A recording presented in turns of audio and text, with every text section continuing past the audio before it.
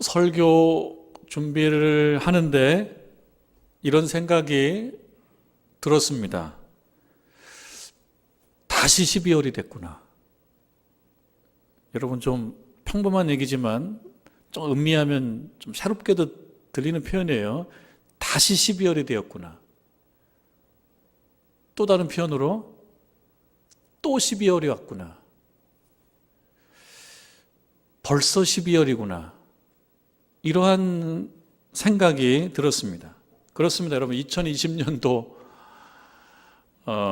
코로나 바이러스와 함께한 2020년도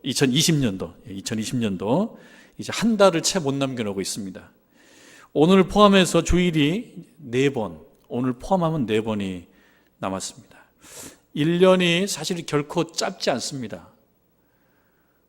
하루도 깁니다. 1년이 짧지가 않은데, 그런데 작년 12월부터 금년 12월까지 고속 열차를 타고 쉼없이 달려온 듯한, 아주 신속하고 눈 깜짝할 사이에 달려온 듯한 그런 느낌을 받게 되는 것도 또 사실입니다. 그 느낌입니다. 결코 짧지 않은 세월이었지만 느낌으로는 12월이 되었구나. 그래서 금년 한 해가 또 다 갔다는 생각을 해보니까 한편으로는 아쉽고, 또 어떻게 보면 좀 허무한 마음도 있고, 이런 것이 사실일 것입니다. 그러나 여러분, 달리 생각해 보면 여기까지 올 수 있었던 것이 정말 주의 크신 은혜다. 매년 12월 달력 한 장을 남겨둘 때 드는 생각입니다. 제가 어느 글을 보니까 어떤 분이 너무 아쉬워서 11월에서 12월을 넘어가는데 달력을 바꾸지 않고 있다고, 그런 거를 쓴 글을 읽은 적이 있습니다. 아쉽다는 것이죠. 여러분, 12월을 순수한 우리말로 표현하자면 매듭달이라고 한답니다. 여러분 아셨습니까? 매듭달이라고 한답니다. 그러니까 한 해의 끄트머리고, 그리고 한 해를 매듭 짓는, 또 한 해를 마무리 짓는 달이기 때문에 그렇습니다. 여러분, 어떻게 한 해를 마무리를 지을 것입니까? 어떻게 매듭을 지으면 좋겠습니까? 어떤 사람은 뭐 이렇게 한다 그럽니다. 한 해 동안 사용했던 것 또는 오랫동안 사용했던 것 중에서 이제 사용 가치가 다 끝났다, 어떤 사용할 만하지 않다, 그러면 다 구분해서 이제 연말에 버린답니다. 버리는 것이 본인으로서 나름대로 중요한 하나의 송년 행사인 거예요. 그리고 며칠 동안 집을 청소를 잘 한다는 거예요. 깨끗하고 깔끔하게 해놓고, 그 다음에 책상에 앉아서 한 해를 돌아보면서 기쁜 일을 생각하고, 그래서 웃고, 또 한편으로 속상한 일을 생각하면서 또 울기도 하고, 웃기도 하고 울기도 하는 시간을 자기 나름대로는 겸허하게 보낸다. 이것이 나의 송년의 하나의 방법이다. 여러분, 한번 따라서 해볼 일입니다. 불필요한 것들, 또는 효용이 다 된 것들, 사용 가치가 끝난 것들, 또 버리는 것도 용기거든요. 쉽지 않거든요. 그것도 좋은 송년의 방법입니다. 그리고 또 청소도 깨끗하게 해보는 것도 또 좋은 방법이라고 생각합니다. 코로나19 바이러스로 인해서 송년의 풍경이 예전하고는 다를 것이겠지만, 그러나 우리는 어떤 모양으로든 송년의 시간을 갖기는 가질 것 같습니다. 여러분, 아무 모임도 안 갖고 그냥 휙 지나가지는 않을 겁니다. 왜냐하면 의미가 있습니다. 한 해를 돌아보면서 송년을 하는 것은 의미가 있습니다. 그리고 아무리 이 코비드19, 이 바이러스 시대라고 하더라도 또 필요하기도 합니다. 다만 예전처럼 똑같이 할 수는 없을 겁니다. 이러한 상황에 가장 적절하고 적합한 방법을 찾아서 우리 나름대로 지나간 세월을 돌아보면서 또 감사하면서 또 의미심장한 시간을 보내는 것은 필요하다고 생각합니다. 여러분, 이러한 때에 하나님 앞에서 개인적으로 조금 진지한 시간을 가져보는 것은 어떻겠습니까? 하나님 앞에서, 다른 곳도 갈 수 있지만 하나님 앞에서 여러분 개인적으로 좀 진지한 시간을 가져보는 것은 어떻겠습니까? 하나님께 말씀 올려드리고, 하나님께 말씀 올려드리는 것이 기도입니다.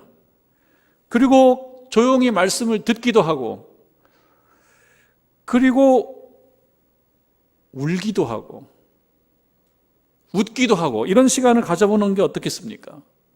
또 하나님 앞에서 칭찬을 듣기도 하고 또 한편으로는 꾸중도 좀 들으시고 일부 예배를 드리고 일부 예배 설교를 말씀을 전하면서 이 부분을 이야기하는데 어떤 분이 과하게 고개를 끄덕이더라고요. 어떤 성도님이 과하게 고개를 어느 부분에서 고개를 끄덕이냐면은 하나님 앞에서 꾸중을 좀 듣기도 하시고 이런 표현을 제가 썼어요. 거기서 고개를 끄덕이시는 거예요.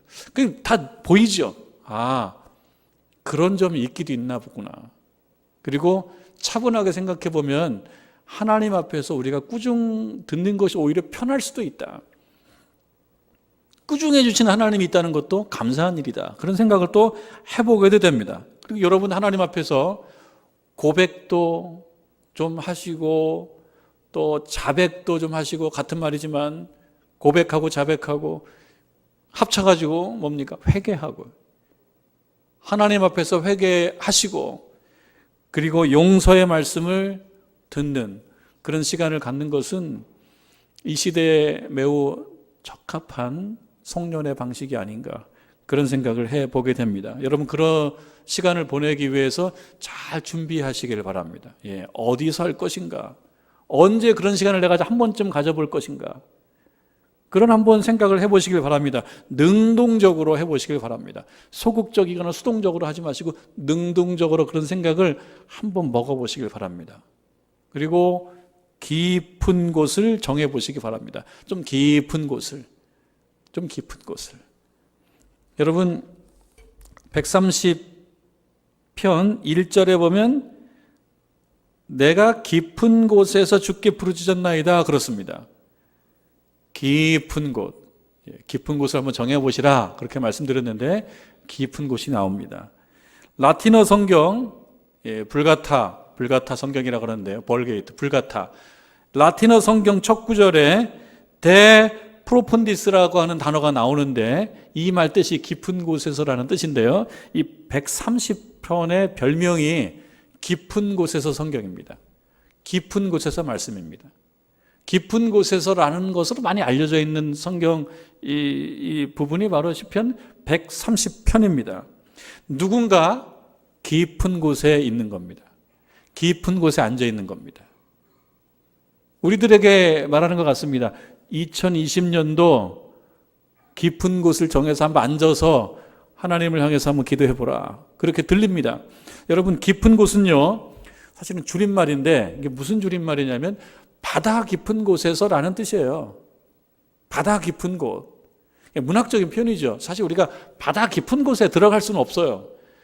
요전에 제가 한번 말씀드린 적 있지만 여러분 수영장, 깊은 수영장, 이 바닥이 5m로 되는 깊은 수영장 5m 못 들어갑니다. 웬만한 수영 실력이 없으면 5m를 못 들어가요. 사람이 깊은 곳에 들어갈 수가 없어요. 자꾸 떠요 위로. 잠수하는 것도 실력이 필요해요. 깊은 곳에 마음대로 못 들어갑니다. 여러분 깊은 곳이 바다 깊은 곳인데 이게 문학적인 표현이죠. 실제로 바다 깊은 곳에 들어가는 건 아닙니다. 이 말씀은 깊은 곳은 어떤 곳입니까? 햇빛이 들어오지 않아요. 빛이 들어오지 않아요. 그래서 어두워요. 그 다음에 이 물들이 나를 막 누르는 듯한 느낌을 받잖아요. 느낌입니다. 문학적인 표현입니다. 그러니까 여기는 암담한 곳입니다. 바다 깊은 곳이라고 하는 것은 암담한 곳입니다. 힘든 삶을 경험하는 어떤 사람이 느낄 때 내가 깊은 곳에 있다 이렇게 느끼는 겁니다. 깊이를 알 수 없는 환란의 바다에 삼켜져 가라앉아 있는 모습을 비유하는 문학적 표현입니다. 우리가 살아가면서 겪는 여러 어려운 일들, 그 가운데 있는 나 자신, 그것이 시편 130편 1편의 1절에 내가 깊은 곳에서 주께 부르짖었다는 것입니다. 깊은 곳에 있는 것과 주께 부르짖었다가 지금 여기 연결되어 있지만요, 어떤 분은 그냥 깊은 곳에 있기만 하고요, 어떤 분은 깊은 곳에서 부르짖기도 하고 그렇습니다. 구분해야 됩니다. 어쨌든 누군가는 깊은 곳에 있는 것입니다. 이 시편이 시편에 나오는 7편의 참회 시편 중에 한 편이거든요. 그리고 130편 그 제목에 보면 극심한 공경 가운데서 이렇게 되어 있어요. 그러니까 깊은 곳에서라고 하는 것은 극심한 공경을 얘기해요. 그리고 괄호 열고 여섯째 참회시, 그러니까 이 말씀은 참회하는, 회개하는 그런 어떤 신자의 상황과 현장을 담고 있어요. 그렇게 봤을 때 이 깊은 곳은 자기 자신의 죄와 허물을 진지하게 느끼는 자리입니다. 이 깊은 곳은. 이 시간이 힘든 자리이기도 해요. 그렇지만 힘들기만 한 것은 이 성경의 깊은 곳은 아니에요. 여기서 깊은 곳은 자기의 죄와 허물을 진지하게 느끼는 자리입니다. 그리고 이 죄와 허물로 인해서, 이 죄와 허물로 인해서 내가 깊은 곳에 있게 되었다라고 하는 생각을 하게 되는 자리입니다. 그러니까 깊은 곳은 두 자리가 있죠. 하나는 하나님 앞에 있는 깊은 자리이지만 또 한편으로는 내 인생이 이 깊은 곳으로 표현되는 어려운 상황에 처해 있다는 것입니다. 근데 그 어려운 상황이 무엇으로부터 왔느냐? 죄와 허물로부터 왔다라고 뼈저리게 느끼고 있는 자리, 그 자리가 바로 이 시편 130편이 말하는 깊은 곳입니다. 그러니까 이거는 뭐 내가 내 힘으로 뭐 어떻게 할 수가 없죠. 깊은 곳은 무력한 실존을 얘기합니다. 내 자신이 무력한 거예요. 그런 경우가 있습니까? 깊은 곳에서는 내가 할 수 있는 것이 아무것도 없는 거예요. 가끔씩은 이 컨디션이 안 좋을 때 꿈을 꾸다가 이런 깊은 곳을 경험할 때도 있어요. 내 힘으로 안 돼요. 무력해요. 꿈에서 몸이 안 움직일 때 여러분 경험해 보셨습니까? 마음대로 몸이 안 움직여져요. 적을 만났어요. 꿈에서도 적을 만납니다. 꿈에서 적을 만나는데 내 마음대로 몸이 안 움직여지는 거예요. 손으로 들어서 이렇게 뭔가 막대기를 해도 쳐야 되겠는데 이게 안 움직여요. 그러니까 소리를 지르죠. 그런 경험이 저한테도 있습니다. 무슨 경험입니까? 무력한 경험입니다. 무력한 상황. 내 스스로 어찌할 수 없는 그런 상황입니다. 여러분, 그럴 때 우리 입에서 나오는 말은 아이고 주여, 그런 거죠. 아이고 주여. 그러니까 이 무력한 자리는 또 한편으로 신자에게 있어서는 하나님을 찾는 자리이다. 하나님을 찾는 자리이다. 그리고 이 깊은 곳이라고 하는 것은 또 한편으로는 얕은 곳이 아니잖아요. 깊다라는 말과 얕다라는 말을 조금 대조적으로 생각해 본다면 깊은 곳에서는 진지한 거예요. 얄팍한 것이 아닙니다. 그냥 시간이 좀 날 때 그냥 대충 쓰는 시간이 아닙니다. 비교적 오랜 시간 동안 깊이 있게 있는 자리가 깊은 곳입니다. 그리고 자기 내면에 있는 이유와 동기와 의도와 이런 것들도 터치하는 자리가 바로 깊은 곳입니다. 그냥 뭐 기도하는 선수들처럼 막 유창하게 얘기하는 것이 아니고요. 자기 내면 속에 있는 이유와 동기, 원인 이런 것들도 공개해버리는 거예요. 여러분, 우리들도 우리를 자신이 속일 수도 있습니다. 내 자신이 이유와 동기와 원인을 그냥 저 밑에 가라앉혀 놓고 드러난 것으로만 내 자신이라고 생각할 수도 있어요. 그러나 내 내면에 이유와 동기와 원인이 저 안에 있습니다. 근데 이것이 더 나쁠 수도 있어요. 이 동기가 더 나쁜, 내면에 저 숨어있는 동기가 더 나쁠 수도 있습니다. 이것을 공개하는 거예요, 하나님 앞에. 그러려고 하면 깊은 곳에 있어야 돼요. 깊음 속에 있어야 되는 거죠. 얄팍한 곳이 아닌 거죠. 하나님 앞에 솔직하게 자기를 드러내는 자리가 바로 기쁨의 자리이다. 그럴 때 역설적이게도 이때 우리의 믿음이 생기는 거예요. 하나님을 더 사모하게 되는 겁니다. 하나님을 의지하게 되는 것입니다. 그런 약함 속에서, 그런 깊은 곳에서 우리가 하나님을 찾습니다. 믿음이 발현되는 그런 자리입니다. 시편 130편의 이 신자, 이 시인도 바로 그런 깊음 속에 있었던 것입니다. 그래서 그가 하나님 앞에 나왔어요. 그리고 하나님께 아뢰입니다. 그런데 이런 깊은 곳은 곧 뭐 어려운 상황인데요. 하나님 도와주세요. 하나님 도와주세요. 그렇게 기도하지 않습니다. 1절에 보니까요. 여호와여 내가 깊은 곳에서 주께 부르짖었나이다. 이 부르짖었다라고 하는 것은 내용은 안 나옵니다. 이 부르짖음의 내용은 안 나오지만 부르짖었다라고 하는 어떤 자세와 태도를 알 수가 있어요. 정말 깊은 곳에 있는 거예요. 얄팍하게 있는 게 아닙니다. 부르짖었다라고 하는 것은 강도가 굉장히 강한 겁니다. 온 정신을 다 집중해서 하나님을 찾는 것입니다. 연례 행사 또는 월간 행사, 주중 행사가 아닙니다. 시간이 좀 남을 때 하는 것이 아닙니다. 집중적으로 하는 그런 태도를 우리가 알 수 있습니다. 2절에 보니까 주여 내 소리를 들으시며, 내 소리를 듣는다라고 하는 것은 정말 소리를 질렀을 수도 있고요. 아니면 내 내면에 아우성 소리가 있을 수도 있습니다. 어쨌든 이 시인은 분명히 소리가 있었습니다. 내 소리를 들으시면 나의 부르짖는 소리에 귀를 기울이소서. 부르짖다라는 말 속에서 어떤 강한 태도를 느낄 수가 있고, 또 하나는 그 부르짖음 속에는 소리로 얘기되는 어떤 내용이 있습니다. 그 어떤 내용이냐? 도대체 시편 130편의 기자는 어떤 내용으로 하나님께 부르짖었을까?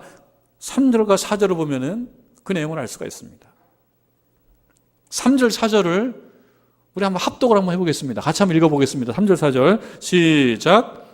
여호와여 주께서 죄악을 지켜보실진대 주여 누가 서리이까? 그러나 사유하심이 주께 있음은 주를 경외하게 하심이니이다. 여호와여라고 말이 나오는 거 보니까 하나님 앞에 이러한 내용으로 부르짖었어요. 우리도 어떤 내용이 있어야죠. 우리도 우리의 신앙과 신학이 있습니다. 우리가 하나님께 할 말이 있습니다. 뭐라고 이 시인은 얘기했냐면 주여 여호와여 주께서 죄악을 지켜보실진대 주여 누가 서리이까? 이게 좀 쉬운 성경으로 한번 읽어보면 더 이해가 빠릅니다. 이렇게 되어 있습니다. 세번역 성경 읽어드리면요, 주님 주께서 죄를 지켜보고 계시면 주님 앞에 누가 감히 버티어 설 수 있겠습니까?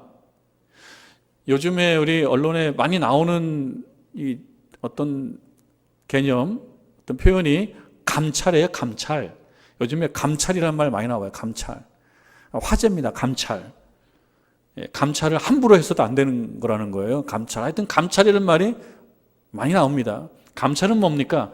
잘못한 게 있나 없나를 보는 거예요. 또는 어떤 비밀스러운 내용들을 캐보는 거예요. 감찰입니다. 그러니까 이 지금 3절 말씀은요, 여호와여 주께서 죄악은 뭡니까? 죄와 허물이에요. 허물. 이거를 그냥 찾아내려고 주께서 마음먹고 감찰하신다 그러면 세상에 누가 버틸 수 있습니까? 우리는 우리 스스로 내 자신의 가시적인 모습은 나는 이해하지만 사실 여러분들 자기가 자기 내면 속에 있는 숨겨져 있는 이유와 동기를 모를 때도 많아요. 나 왜 이런 행동을 했지? 나 왜 이렇게 부정적인 행동을 내가 했지? 자기도 모르겠어요.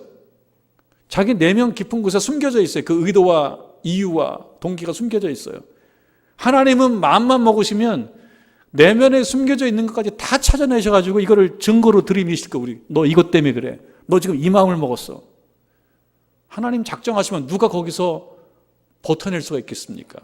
그런 얘기입니다. 하나님이 어떤 사람은 얘기합니다. 어떤 사람은 하나님은 지독하게 사람을 감찰하셔. 끝까지 추적해서 그 사람의 잘못과 허물을 찾아내고 문제 있으면 벌을 주셔 라고 어떤 사람은 얘기합니다. 저도 그 얘기를 들었습니다. 하나님 그런 거예요. 근데 하나님 생각해 보십시오. 하나님께서 마음먹으시면 우리는 다 죽습니다. 내가 알지 못하는 죄도 많고요. 내가 알지 못하는 생각과 내가 알지 못하는 이유와 이런 것 내 내면에 자리 잡은 거 많은데 다 드러내시면 저는 못 버팁니다. 하나님. 이러한 신학을 갖고 있습니다. 그러니까 뭡니까? 하나님은 감찰만 하시는 분이 아니시다라는 것을 알고 있는 것입니다. 하나님은 그런 분이 아니라는 거예요. 오히려 4절에 보니까 그러나 사유하심이 주께 있음은 주를 경외하게 하심이니이다. 조금 어려운 표현이에요. 사유하심이 주께 있음은, 이것도 좀 쉬운 성경을 읽어보면 어떻게 옮길 수 있냐면 내가 주님을 기다린다. 예. 4절 말씀, 예, 다시요. 용서는 주님만이 하실 수 있는 것이므로 이렇게 되어 있어요. 용서는 주님만이 하실 수 있는 것이므로. 그러니까 사유하심이 주께 있음은 이렇게 얘기한 것은 쉽게 옮기면 용서는 주님만이 하실 수 있다. 나에게 죄와 허물이 있는데요. 이 죄와 허물 때문에 뭐가 생겼냐면 내가 기품 속에 있게 되었어요. 기품 속이라는 건 무엇입니까? 내가 무력해진 존재, 무력한 실존, 내가 뭔가 할 수 없는 상황. 이게 무엇으로부터 왔냐면은 죄악으로부터 왔어요. 알기는 알겠는데요. 이게 해결할 수가 없어요. 이 시인이 생각하는 건 그거예요.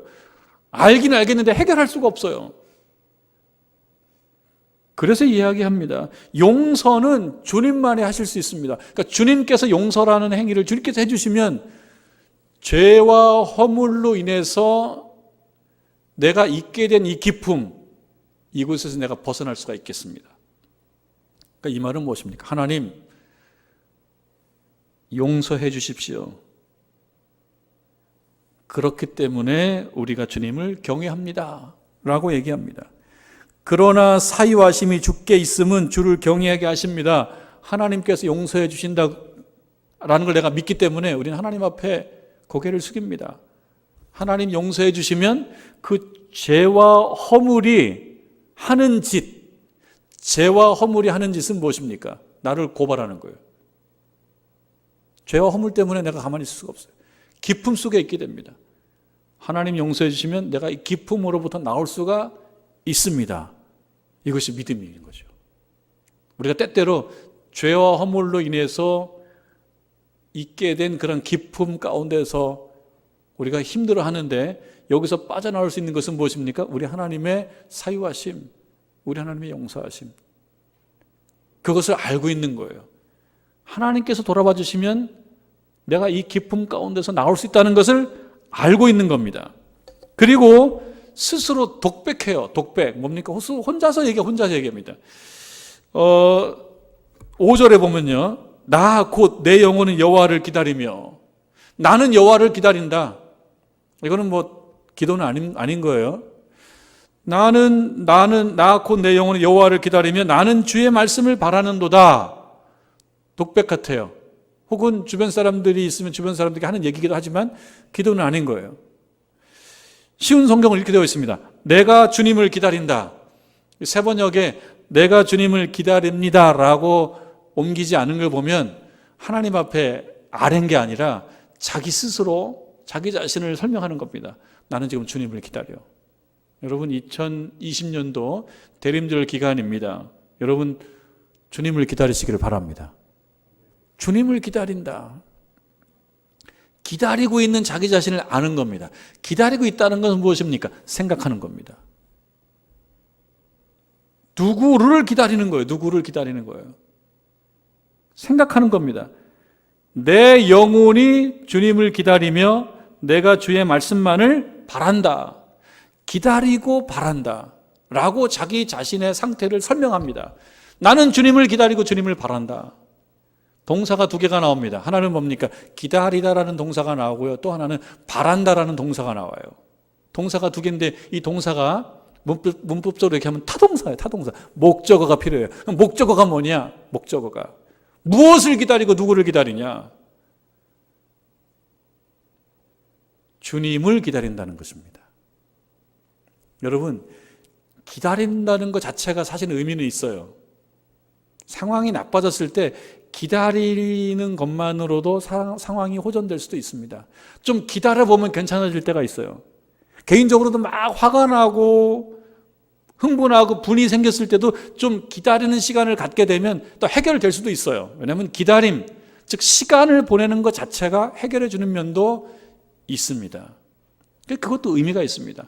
기다림이라는 것도 참 의미가 있습니다. 왜냐하면 기다림이라는 사실 자체가 시간의 흐름이에요. 시간의 흐름은 상황을 좀 바꿔놓기도 해요. 그래서 그냥 기다린다라고 하는 것도 그것도 의미심장합니다. 상황이 그냥 바뀔 수도 있어요. 그런데 여기서 이 시인은 막연하게 세월이 가는 것을 통해서 뭔가 혜택을 받겠다는 게 아니에요. 세월이 가면 뭔가 좋아지겠지? 그게 아닙니다. 시간이 흘러가면 뭔가 좀 나아지겠지, 막연하게 그런 기다림이 아닙니다. 분명히 목적어가 있습니다. 누구를 기다린다는 거예요. 그게 누구냐면 주를 기다린다는 것입니다. 그게 믿음인 거죠. 신자의 믿음인 거죠. 신자의 믿음은 무엇입니까? 주를 기다리는 거고요. 바라는 것, 희망을 갖는 것 자체가 사람에게 유익합니다. 뭔가 좋아지겠고 좋은 날이 왔으면 좋겠어, 좋은 날이 왔으면 좋겠어라고 희망을 갖는 것 자체가 자기 마음을 밝게 만들어요. 그러나 희망 자체가 생명이 있는 건 아닙니다. 희망이 생명이 있어서 그 희망이 나한테 오려고 마음 먹고 나를 도와주려고 뜻을 갖고, 그게 아닙니다. 희망은 그냥 희망이에요. 내가 그렇게 바라고 있는 거예요. 그런데 우리가 주를 기다렸을 때 주님께서 우리들에게 무엇인가를 주신다 그러면 그건 막연한 희망이 아닙니다. 희망은 좋은 것이지만 희망이 믿음은 아니에요. 믿음은 무엇입니까? 주를 기다리는 것이 믿음이에요. 그래서 주를 기다리는 것입니다. 근데 6절에 보면요, 좀 유명한 말씀이 나오죠. 6절에 유명한 말씀인데요. 파수꾼이 아침을 기다림보다 내 영혼이 주를 기다리나니 참으로 파수꾼이 아침을 기다림보다 더하도다. 유명한 말씀이죠. 우리 좀 많이 들어서 익숙한 말씀입니다. 파수꾼이 아침을 기다리는 것보다 내 영혼이 주를 기다리는 것이 더하다. 어쩔 수 없이 여성들이 싫어하는 이야기 좀 드려야 되겠는데, 여성들이 싫어하는 이야기가 뭡니까? 군대 이야기, 축구 이야기. 제일 싫어하는 거는 군대에서 축구한 이야기. 제일 싫어하는 이야기라 그러는데, 이 파수꾼이라는 말이 나오니까 군대 이야기를 조금 할 수밖에 없어요. 제가 GOP 소대장을 했잖아요. GOP는 철책선이잖아요. 철책선. 경계근무 해봤고요. 경계근무 순찰 해봤어요. 꽤 세월은 뭐 옛날 얘기지만요. 그러니까 파수꾼이에요. 경계근무하는 병사들이요. 군인들이. 파수꾼입니다. 그래서 이 GOP는요, 제너럴 아웃포스트라고 해서 제너럴 아웃포스트, 일반 전초기지라 해서 앞에 있는 경계근무하는 지역인데요. 여기 초수들이 많이 있어요. 초수들이. 밤에 경계근무 쓰죠. 밤에. 그럼 밤에 군인들이, 병사들이 초소에 투입이 된단 말이에요. 왜? 경계근무 하는 거예요. 파수하는 거예요. 지금 12월 달 아닙니까? 12월 동지까지는 계속 해가 짧아지고 밤이 길어져요. 그러니까 이때가 이 철책선에서 경계근무하는 병사들에게는 제일 힘든 때예요. 왜? 밤이 길어요. 밤이 길어요. 밤이 긴다는 건 뭡니까? 경계근무 시간이 더 길어요. 일찍 들어갔다가 늦게 나와야 돼요. 그리고 겨울 되면 추워요. 여기 우리 정릉동도 추운데요. 저기 강원도 지역의 철책성 막 산에 있는 그 산바람 굉장히 춥습니다. 그래서 여기 뭐 모자 두꺼운 거 쓰고, 털모자 쓰고 다 가리고 해도 그렇게 추워요. 아래 5개, 위에 5개, 옷 10개씩 입고 다녀요. 그래도 춥습니다. 그리고 오래 있으면요, 옷 위에다 한기가 막 올라와요. 그래서 계속 이렇게 움직입니다. 이렇게 움직이면서 시간을 보내는 거예요. 그러면서 뭐라 그럽니까? 왜 이렇게 시간이 안 가? 아침이 빨리 왔으면 좋겠어. 새벽에 빨리 왔으면 좋겠어. 왜 이렇게 시간이 안 가? 그래서 이 파수꾼은요, 이 경계근무 시간이 빨리 끝났으면 좋겠는 거예요. 그러려면 아침이 빨리 와야 되는 거예요. 그런 생각이 납니다. 그런 생각이 나와요. 이 12월 달 혹은 1월 달 이때가 병사들에게, 경계근무 쓰는 병사들에게 아주 힘든 때예요. 춥고 밤이 길고. 오늘 보니까 파수꾼이 아침을 기다림보다 더하다. 누가? 내 영혼이 파수꾼이 아침을 기다림보다 더하다는 것입니다. 이건 뭡니까? 간절한 거죠. 간절한 겁니다. 조금 하는 게 아닙니다. 간절한 거예요. 여러분, 여유 자금이 있을 때 그저 편하게 하는 것이 신앙이 아닙니다. 여유 시간이 있을 때 좀 짜투리 시간을 이용해서 이렇게 하나님 찾는 게 믿음이 아닙니다. 가장 중요한 거예요. 전적으로 하는 거예요. 간절한 거예요. 간절하게 하나님께 나아가는 것입니다. 그것이 믿음인 거예요. 대충 하는 것이 아닙니다.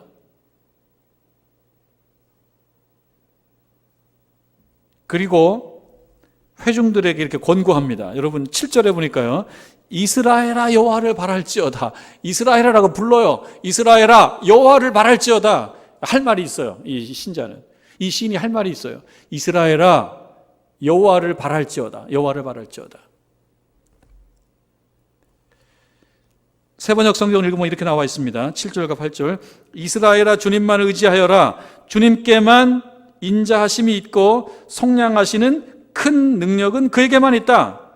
오직 주님만이 이스라엘을 모든 죄에서 속량하신다. 그러니 이스라엘아 여호와를 바랄지어다. 권고하는 거고 선포하는 거고요, 권면하는 것입니다. 여러분, 설교를 듣고 아멘 하는 것도 참 잘하는 거예요. 그 말씀을, 아멘도, 고개를 끄덕이는 것도 잘하는 거예요. 왜냐하면 그 말씀에 순종한다는 뜻입니다. 말씀이 나에게 참 의미심장하다, 그리고 은혜 받았다라고 표현하죠. 말씀을 듣고 아멘 하는 것도 참 잘하는 거예요. 한 분 계시네, 잘하는 분. 잘했습니다. 예. 선생님이 이제 별 5개 도장 찍어줘요. 잘했어요, 아주. 예. 예, 잘했어. 여러분, 아멘 하는 것도 참 잘하는 거고요, 고개를 끄덕일 수 있는 것도 잘하는 것입니다. 그 말씀에 내가 전적으로 동의한다는 뜻입니다. 그 말씀에게 내가 맞다고 생각한다는 뜻입니다.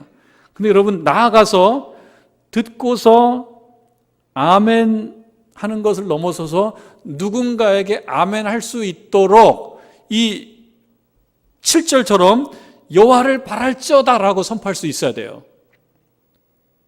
여러분들이 아멘도 해야 되지만 누군가에게 아멘 하도록도 해야 돼요. 그게 중급이고 고급이에요. 그러려고 그러면 누군가에게 아멘 할 수 있도록 여호와를 바랄지어다 얘기하려고 그러면 사실 자기에게 그만한 확신과 믿음이 있어야 되거든요.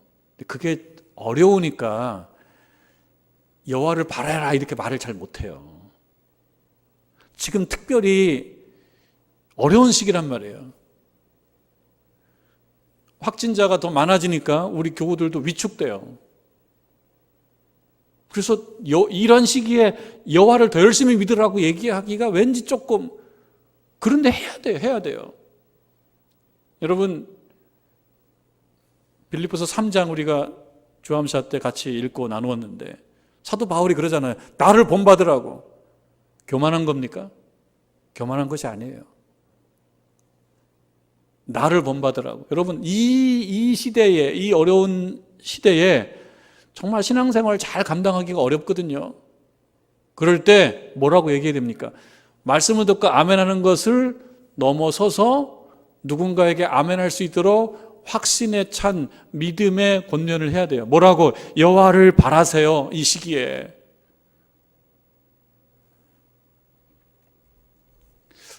몇 번 말씀드렸지만 다시 생각이 났어요. 일부 예배 때 우리 윤재식 집사님 일부 때 오셨는데, 윤재식 집사님 보니까 윤재식 집사님의 모친이신 하나수 권사님 생각이 나가지고 일부 때 제가 말씀드렸어요. 예전에 구역으로 같이 모였을 때 권사님이 연세가 제일 많으셨는데 그때 그렇게 말씀하셨단 말이죠.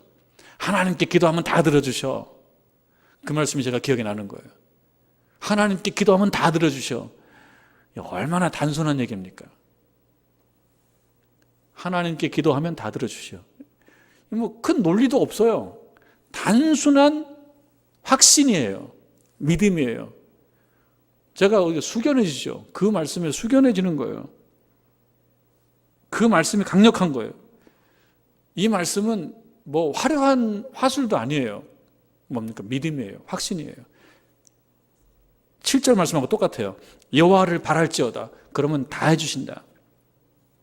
단순한 사실이지만 믿음과 확신이 없으면 이건 안 됩니다. 근데 우리가 신앙생활을 하면서 뭐가 자꾸 쌓여야 되냐면, 한편으로는 확신이라고 얘기하지만 믿음이 쌓여야 돼. 믿음이. 무슨 믿음이요? 하나님께서 들어주신다. 우리 하나님께서 용서해 주시면 죄와 허물의 그 사슬을 깨뜨려 주신다. 그 권세를 이길 수 있다. 그래서 기품 속에서 나올 수 있다라고 하는 그런 믿음과 확신입니다. 여러분, 그렇습니다. 우리가 시간 남을 때 믿는 믿음이 아니고 간절한 믿음 가지시기를 바랍니다. 겨우 나오는 수준을 넘어서서 정말 간절하게 주님을 찾고 열심히 주를 찾는 신자가 되시길 바랍니다. 초급을 마스터하고 중급과 고급으로 나오는 겁니다. 그리고 아멘 하는 신자가 되기를 바라며 동시에 그 누군가에게 아멘 할 수 있는 믿음을 전해주는 그러한 주님의 자녀들 다 되시기를 주님의 이름으로 축원합니다.